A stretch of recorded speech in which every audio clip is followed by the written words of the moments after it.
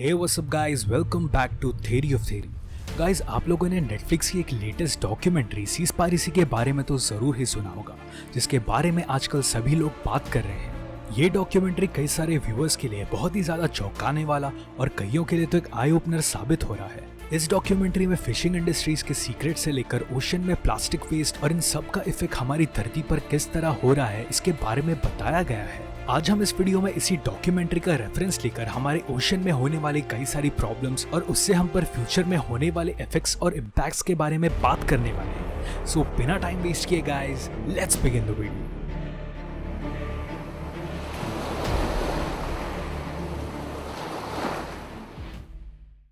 Guys, ocean हमारे planet के लिए बहुत ही ज्यादा इंपॉर्टेंट है, क्योंकि ओशंस हमारे धरती का 96.5% पानी होल्ड करता है और 85% ऑक्सीजन जो हम इनहेल करते हैं वो भी ओशन से ही आते हैं। डायरेक्टर अली तब्रेजी की डॉक्यूमेंट्री सीज पायरेसी दुनिया भर के फिशिंग इंडस्ट्री और सी फूड मार्केट का रियल डार्क सीक्रेट्स एक्सपोज करती है। और ये डॉक्यूमेंट्री फिल्म हमें ये भी बताती है कि शार्क्स, डॉल्फिन, वेल्स और दूसरे सी क्रीचर्स हमारे इकोसिस्टम के लिए कितने ज्यादा इंपॉर्टेंट हैं। और इस डॉक्यूमेंट्री में हमें ये भी देखने मिलता है कि कमर्शियल फिशिंग हमारे प्लैनेट को कितना ज्यादा नुकसान पहुंचा रही है। इस डॉक्यूमेंट्री में कुछ ऐसी 6 इंपॉर्टेंट बातें बताई गई है जिसके बारे में हम एक एक कर अब बात करेंगे। सबसे पहले नंबर पर है बाय कैच। बाय कैच उसे कहते हैं जब एक मछली या कोई और समुद्र प्रजाति और कोई मछली पकड़ने के दौरान अनजाने में पकड़ी जाती है। बाय कैच इस फिल्म का बहुत ही इम्पोर्टेंट मुद्दा है और फिशिंग डेटा के अनुसार 40% फिशिंग की गई मछलियों को अनयूज्ड या वेस्ट माना जाता है, क्योंकि कई सारी मछलियां अनइंटेंशनली फिशिंग के दौरान फिशिंग नेट्स में फंस जाती है और इन सारी मछलियों को कॉर्पोरेट कंपनीज के द्वारा वेस्ट माना जाता है। और इनमें से कई सारी मछलियां इस प्रोसेस में लैक ऑफ ऑक्सीजन और ट्रॉमा की वजह से मारी जाती है और इन मरी हुई मछलियों को फिर से ओशंस में फेंक दिया जाता है। इस फिल्म में बताए गए चौंकाने वाले आंकड़े बताते हैं कि 50 मिलियन से भी ज्यादा शार्क सालाना बाय कैच के वजह से पकड़ी जाती है, जबकि 10,000 से अधिक डॉल्फिन्स फ्रांस के अटलांटिक कोस्ट के पास हर साल अकेली ही पकड़ी जाती है। दूसरा इंपॉर्टेंट पॉइंट इस डॉक्यूमेंट्री से है सस्टेनेबल फिश सर्टिफिकेशंस। गाइस, खाने के लिए सही और एथिकल ढंग से पकड़ी गई मछलियां सुनने में बहुत ही ज्यादा अच्छी लगती है, पर यह डॉक्यूमेंट्री इस बात पर रोशनी डालती है कि डॉल्फिन सेफ और मरीन स्टुअर्ड काउंसिल की लेबल्स जो सही तरह से फिशिंग करने का दावा करते हैं वो कोई दूध के धुले हुए भी नहीं है। The dolphin safe tuna program इतिहास में टूना मछली पकड़ने के प्रोसेस में डॉल्फिन की पॉपुलेशन की गिरावट में सबसे ज्यादा जिम्मेदार है। ऐसे कई सारे लेबल्स के अंडर टूना और बाकी सारी मछलियां सुपरमार्केट में बेची जाती है, जिन्हें डॉल्फिन सेफ बताकर प्रमोट किया जाता है। पर इन लेबल्स के टॉप मैनेजमेंट के लोगों से पूछे जाने पर वे डॉल्फिन की फिशिंग के प्रोसेस में मारे जाने की गारंटी नहीं लेते हैं। ये इविल प्रैक्टिसेस सिर्फ सुपरमार्केट में आए हुए लोगों को एक आश्वासन देने के लिए है कि वे जो फिशिंग प्रोडक्ट खरीद रहे हैं उसमें बाकी कोई मरीन लाइफ को नुकसान नहीं हुआ है। पर इन लेबल्स के पीछे की रियलिटी क्या है वो इस डॉक्यूमेंट्री में अच्छे से बताया गया है। तीसरा पॉइंट है फिश फार्म्स।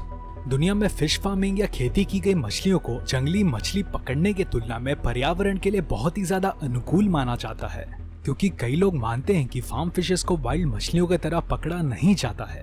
पर कई लोग ये बात नहीं जानते कि उन फिश फार्म्स की मछलियों को कई बार वाइल्ड फिशेस भी खिलाई जाती है। इस डॉक्यूमेंट्री में फिश फार्मिंग की टेक्निक को नॉर्मल कमर्शियल फिशिंग के रूप में ही बताया गया है, क्योंकि ये एथिकल और सही दिखने वाला तरीका भी कई सारे फिशेस के डेथ का एक डायरेक्ट कारण बन गया है। खेती की गई साल्मन फिशेस वास्तव में ग्रे कलर की होती है, पर इन फिश फार्म्स में उनके भोजन में कई सारे केमिकल्स मिलाकर खिलाए जाते हैं, जिनसे वो अपनी प्रसिद्ध गुलाबी रंग की हो जाती है। इस डॉक्यूमेंट्री में दिखाई गई कई सारी समस्याओं में से लाइस इन्फेस्टेशन भी शामिल है, जिसमें कई सारे साल्मन मछलियों को सी लाइस पैरासाइट्स के द्वारा इन्फेक्टेड हुआ दिखाया गया है।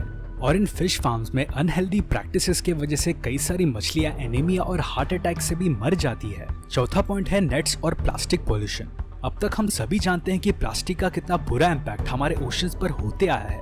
हम सब ये मानते आ रहे हैं कि ओशन में पाए जाने वाले plastic products mostly bottle, straws और रेगुलर प्लास्टिक प्रोडक्ट्स हैं, और दुनिया भर में कई सारे कैंपेन्स भी लॉन्च किए जाते हैं जिसमें प्लास्टिक स्ट्रॉज के यूज को कम करने के लिए कहा जाता है। पर असलियत ये है गाइस कि ओशन में स्ट्रॉज का परसेंटेज सिर्फ 0.03% है, जो कि बहुत ही ज्यादा कम है। असलियत में फिशिंग नेट्स ओशन में प्लास्टिक पोल्यूशन के लिए सबसे ज्यादा जिम्मेदार है, और हमारे ओशन में ग्रेट पैसिफिक गार्बेज पैच, जो कि नॉर्थ पैसिफिक ओशन का एक बहुत ही बड़ा गार्बेज वेस्ट कलेक्शन है, और इसमें ही अभी पाए जाने वाले प्लास्टिक नेट्स की कुल संख्या 46% है, जो कि स्ट्रॉस के परसेंटेज के मुकाबले बहुत ही ज्यादा है। इन फिशिंग नेट्स के वजह से बहुत ही ज्यादा मरीन लाइफ इफेक्ट हो रही है और कई सारे sea life creatures in fishing nets में फंसकर मर जाते हैं। आप लोगों ने भी इन्हीं नेट्स में टैंगल हुए फिशेस और टर्टल के वीडियोस यूट्यूब या फेसबुक जैसे सोशल मीडिया प्लेटफॉर्म्स पर जरूर देखे होंगे। 5th point, slave labour. आप में से कई लोगों ने ब्लड डायमंड के बारे में तो सुना ही होगा, लेकिन पर्यावरण पर्यटक जॉर्ज मॉन्बियोट का कहना है कि ब्लड श्रिम्प्स अब एक बहुत ही चिंता का विषय है। थाईलैंड के अरबों डॉलर का seafood export industry human rights abuse से प्रभावित रहता है। थाईलैंड में समुद्र में झींगे या श्रिम्प्स पकड़ने वाले लोगों को गुलामी करनी पड़ती है और कई बार उन्हें खाना भी नसीब नहीं होता है। उन्हें ओवर टाइम काम करने के लिए मजबूर करने के साथ साथ कई बार उन्हें अपनी मजदूरी के लिए पैसे भी नहीं मिलते हैं। उनमें से एक पूर्व मछुआरे ने इस डॉक्यूमेंट्री में पूरे विस्तार में बताया है कि किस तरह से उसके साथ दुर्व्यवहार किया गया था और बंदूक की नोक पर धमकी दी गई थी। उन्होंने ये भी आरोप लगाया कि कई सारे लेबर्स को मारकर उनके शवों को फ्रीजर में रख दिया जाता था। और छठवां और आखिरी पॉइंट, रेड्यूसिंग अवर फिश कंजम्पशन। इन सारे ही पॉइंट्स के साथ साथ एक सर चकरा देने वाला अनुमान है कि हम एक वर्ष में 2.7 ट्रिलियन मछलियां पकड़ रहे हैं, जो कि हर मिनट 5 मिलियन मछली के बराबर है। और इसका मतलब यह है कि हमें मछली और सीफूड की खपत पर गंभीरता से विचार करने की आवश्यकता है। हमारा महासागर सिर्फ 1% कमर्शियल फिशिंग से सुरक्षित है। क्या एक नैतिक और पर्यावरण दृष्टिकोण से मछली का सेवन जारी रखना संभव है? डायरेक्टर अली तबरेज़ी निश्चित रूप से ऐसा नहीं सोचते हैं। ओशंस को अब हील करना बहुत ही ज्यादा मुश्किल है, लेकिन असंभव नहीं। हम सभी को एनवायरमेंट चेंज के लिए जागरूक होना पड़ेगा। जैसे 1996 में सारे देशों के मिनिस्ट्रीज ने मिलकर ओजोन लेयर को प्रोटेक्ट करने के लिए एक successful act, ozone layer protection act लागू किया था।